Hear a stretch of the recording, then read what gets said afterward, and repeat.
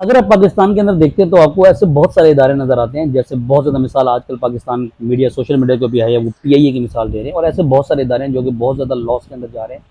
जिनके अक्सर आपने मुख्तलिफ सियासतदानों की तरफ से प्राइवेटाइजेशन की बात भी सुनी होगी, इनको प्राइवेट कर देते हैं,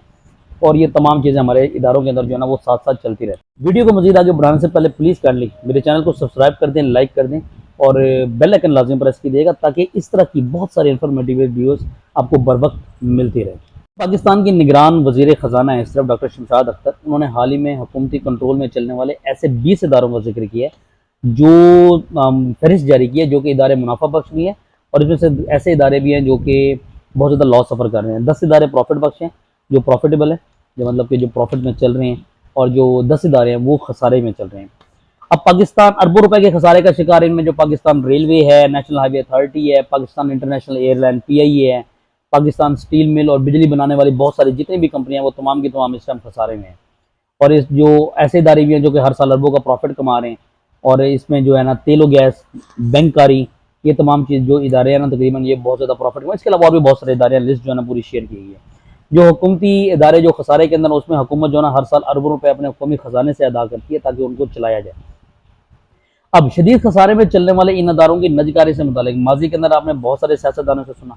हर मरतबा इसके अंदर वो कहते हैं कि हम इदारा जो है ना वो प्राइवेटाइज कर देंगे, इसको आगे किसी प्राइवेट कंपनी को सेल कर देंगे। अपोजिशन हमें शायद जांच करती है। आप देखें वहाँ के जो यूनियन ग्रुप होता है मजदूरों का, जो वहाँ पे एम्प्लॉयज़ काम करते हैं उनका, वो लोग एहतजाज करते हैं, अदालती फैसले स्टे ऑर्डर ले लेते हैं, जिसके बाद जो है ना वो तमाम का काम वही रह जाता है। IMF समेत और बहुत सारे माली मामला करने वाले जो इदारे हैं जो कि पाकिस्तान की हेल्प आउट करते हैं, उन्होंने भी कई दफ़ा जो है ना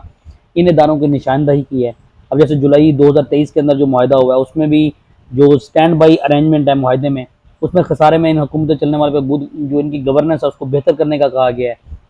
और जो इनका जो मालियाती रिस्क है उसको कम करने की सिफारिश जो है ना वो IMF कर चुका है।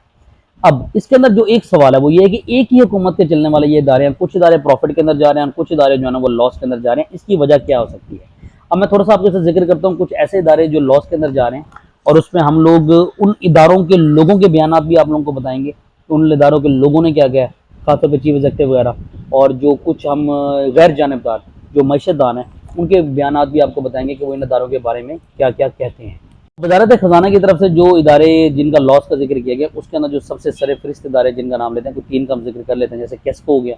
कोयटा इलेक्ट्रिक सप्लाई कंपनी, आपका पाकिस्तान रेलवे हो गया, आपका नेशनल हाईवे अथॉरिटी हो गया। अब केस्को जो कोयटा इलेक्ट्रिक सप्लाई कंपनी है, उसकी जो वेबसाइट है उसके मुताबिक जो रिपोर्ट इशू की है, उसमें जो मालियाती खसारा है सन 2022 के अंदर वो तकरीबन है 76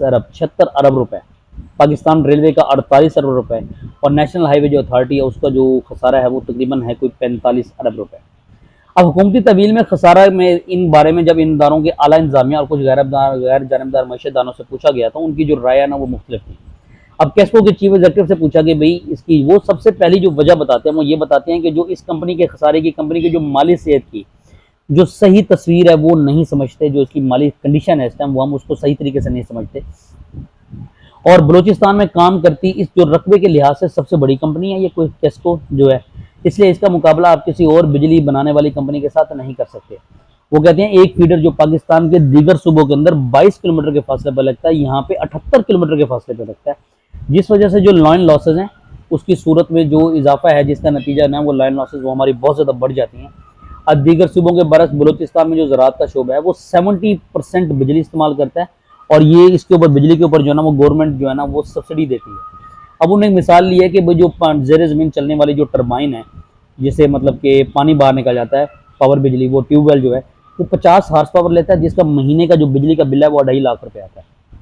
और इस 2.5 लाख रुपए के अंदर से जो 65,000 रुपये है वो गवर्नमेंट ऑफ पाकिस्तान सब्सिडी देती है। अब होता क्या है, अब होता यह है कि जो गवर्नमेंट ऑफ पाकिस्तान सब्सिडी दे रही है उसकी पेमेंट भी हमें वक्त पे नहीं मिलती, और जो सेकंड है जो बिल अदा करने वाला है, क्योंकि जो 65,000 रुपये है 2.5 लाख में से जो बाकी रकम है 1,85,000 रुपये जो कि उस ट्यूबवेल के मालिक ने पे करनी है वो भी वक्त पे अदा नहीं करते। अब वो कहते हैं कि जो ये खसारा दिखाया गया 76 रुपये, ये वो तमाम की तमाम पेमेंट है जो कि हमने गवर्नमेंट ऑफ पाकिस्तान से सब्सिडी की मदद में वसूल करनी है। तो ये तमाम चीज़ें हैं। अब आते हैं पाकिस्तान रेलवे की जानिब। अब वो कहते हैं कि जो पाकिस्तान रेलवे का जो ऑपरेशन खसारा है, कहता वो ये कभी रहा ही नहीं है।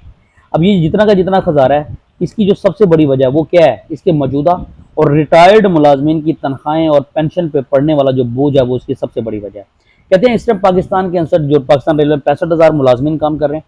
और उसके साथ जो है ना 1,32,000 जो है ना रिटायर्ड मुलाजिम, जिसका हर साल जो है ना इसके अंदर इजाफा होता जा रहा है, उनको पेंशन अदा करनी पड़ती है। और सबसे बड़ी रेलवे के खसारे की जो वजह वो बताते हैं, वो ये बताते हैं कि जो रेलवे है वो तमाम की तमाम तनख्वाहें और जो पेंशन के बाद में पेमेंट देता है वो अपनी इनकम में से करता है, जबकि तमाम बाकी इदारे हैं उनकी जो खास तौर पर पेंशन की पेमेंट है वो कौमी खजाने के अंदर से जो है ना वो आती है। अब ये तो थे उनके बयान जो कि उन इदारों के लोगों ने दिए। अब आते हैं हम जो मईशतदान है वो इसके बारे में क्या कहते हैं। कहते हैं 70 की दहाई के एंड के अंदर जो पाकिस्तान रेलवे ना बहुत ज़्यादा प्रॉफिट के अंदर थी। उसकी रीज़न क्या थी, उसकी सबसे बड़ी वजह थी ना वो जो कार्गो की शिपिंग और शिपिंग का जो काम था वो इनका बहुत ज़्यादा चलता था। ऐसा ऐसा उन्होंने उसके ऊपर ध्यान नहीं दिया और वो तमाम का तमाम जो काम है ना वो शिफ्ट हो चुका है इस टाइम तमाम की तमाम प्राइवेट कंपनी के लिए तरफ। तो ये बहुत बड़ा लॉस है पाकिस्तान रेलवे के लिए, जिसकी वजह से उनका ये इफेक्ट आता है। अब आते हैं एनएचए की तरफ। वो कहते हैं जो एनएचए का खसारा है हम उसको भी खसारा जो है ना वो तस्वर नहीं करते। एनएचए मुनाफा कमाने के लिए जो है ना वो बनाया ही नहीं गया। तरक्याती कामों के हुकूमती इदारों को इस तरह जो पेश नहीं किया जा सकता जिस तरह दूसरे मुनाफे बख्श इदारे जो है ना वो तमाम के तमाम हालत अपने जो माली हालत है वो पेश करते हैं। एनएचए के नुकसान में होने के बारे में जो माली खसारा देखा गया है वो सब उसकी वजह यह है कि एनएचए एक तरक्याती इदारा है जिसमें मुल्क में सड़कें हाईवे बनाता है और ये वो मनसूबे हैं जिसके ऊपर रकम तो खर्च होती है मगर वहाँ से किसी किस्म की जो इनकम है ना वो जनरेट नहीं हो सकती और वो जो रकम खर्ची इस प्रोजेक्ट्स के ऊपर होती है उसको हम खसारे में तस्वर जो है ना वो नहीं कर सकते, क्योंकि वहाँ से किसी किस्म की फंड्स जो इनकम जो है ना वो जनरेट नहीं हो सकती। हालांकि अभी ओवरऑल देखा जाए तो मोटरवेज वगैरह ये टैक्स वगैरह जो लगते हैं टूल प्लाजा, खैर ये भी एनएचए के पास ही जाता है। और लेकिन ऐसे बहुत सारे प्रोजेक्ट्स वो स्टार्ट कर सकता है जिससे वो अपनी इनकम जनरेट कर सकता है, लेकिन अभी तक एनएचए की तरफ से जो है ना वो ये सब नहीं किया गया। अब ये तमाम इदारों का था जो मईशतदान क्या कहते हैं और वहाँ के लोग क्या कहते हैं। अब इसके अंदर जो चीज़ कॉमन देखी जाए वो सबसे बड़ी जो कॉमन चीज़ है वो ये है कि ये तमाम के तमाम इदारे जो है ना वो हुकूमती इदारे हैं। ये तमाम के तमाम इदारे गवर्नमेंट के अंडर जो है ना वो आते हैं और ये हकीकत है इन इदारों में जो है ना सियासी तौर पर भर्तियाँ भी बहुत ज़्यादा की गई हैं। इन इदारों का जो गवर्नेंस मॉडल है वो भी बेहतर नहीं किया गया। अब पीआई की मिसाल है, 600 से 700 के मुसाफिर लोग हैं उसके लिए जो अमला एक प्लेन के अंदर होता है वो जो है ना वो किसी भी मुनाफे बख्श एयरलाइन के लिए मतलूबा अमले की तादाद से बहुत ज़्यादा है। मतलब कि ओवर हायरिंग जो है ना पाकिस्तान के बहुत सारे इदारों के अंदर की गई है।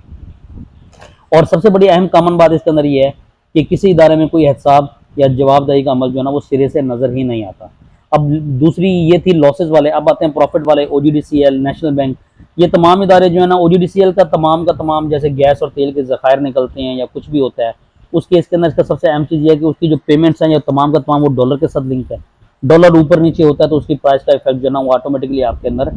इसके अंदर इफेक्ट जो है ना वो उसका आता रहता है। अब दूसरा इसकी बात करते हैं आपका पीपीएल की, वो भी तेल और गैस के शोबे का इदारा है। वो ज़्यादा मुनाफे का पसे पर्दा भी डॉलर में अदायगी का जो है ना वो सबसे बड़ा आंसर है।